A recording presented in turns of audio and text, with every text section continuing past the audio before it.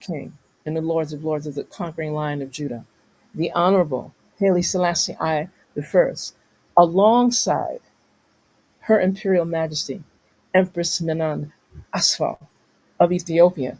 These are the elements of persons, the characters of persons with power and sovereignty that were the grounding, the foundational thrust, push with the people globally for African liberation.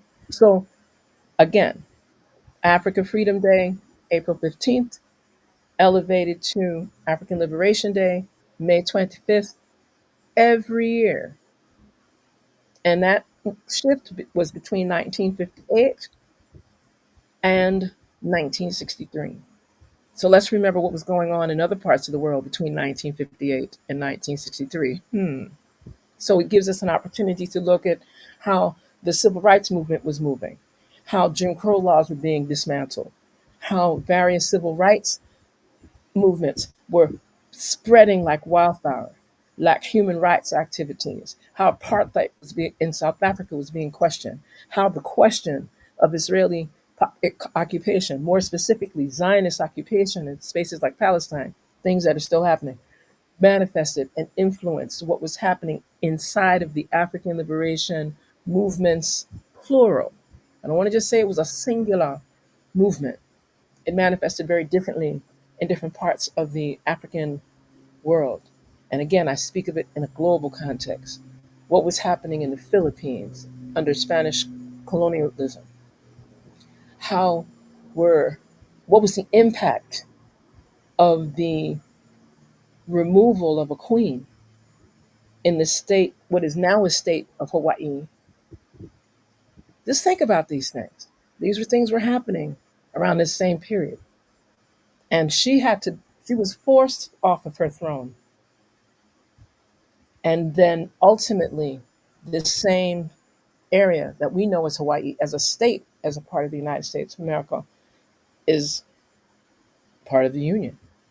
And I have no problem quoting: "We, the people, in order to form a more perfect union, establish justice, ensure domestic tranquility, provide for the common defense, promote the general welfare at hand, secure the blessing of liberty to ourself and our posterity, do ordain and establish that Constitution of the United States of America." When you have a preamble like that, some of these things that we're talking about, some of these acts of oppression, repression, colonization that were racist, sexist, classist, and purely anti liberation, especially for people of African ancestry, they should have never happened. So I just share all of this in that short amount of time just to give people a grounding and opening for some of the things that we should be more familiar with. And I like to give people the opportunity to look at different sites. So you can easily go and look at certain spaces online. Look at anything that's being brought forth by the Universal Negro Improvement Association, African Communities League, UNIA-ACL, the Garvey Movement, RC 2020. Look at their website and you will get an opportunity to see some of these things that are linked to African Liberation Day, how it's linked to observances that go as early as the 1920s, right? So persons get an idea. This is not something that just kind of popped up. It's not trendy. These are things that are institutional. These are things that are historic. These are occurrences, observances, commemorations, not just celebrations. You don't just celebrate certain things. Yes, you can celebrate independence if it's authentic. But if you're still under the thumb of another sovereign entity, which is something that is experienced by existing colonies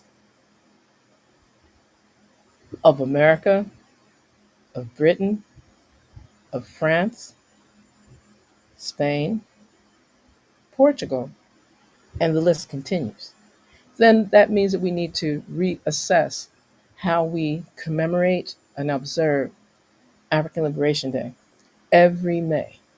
And since African Liberation Day is specifically on identified as May 25th, and there's been a lot of shifting because some persons, specifically Africans within the continent, all 12 million square miles, maybe not all 12 million square miles, but a good portion, many of the leaders have already identified themselves as having sovereignty. And in many instances, many do. Hmm. So I'll pause on that one and ask you to reflect, if you're sovereign, how can an external sovereign nation define what your military can do, can define where you can deal with your economic trade and commerce, can define whether or not you are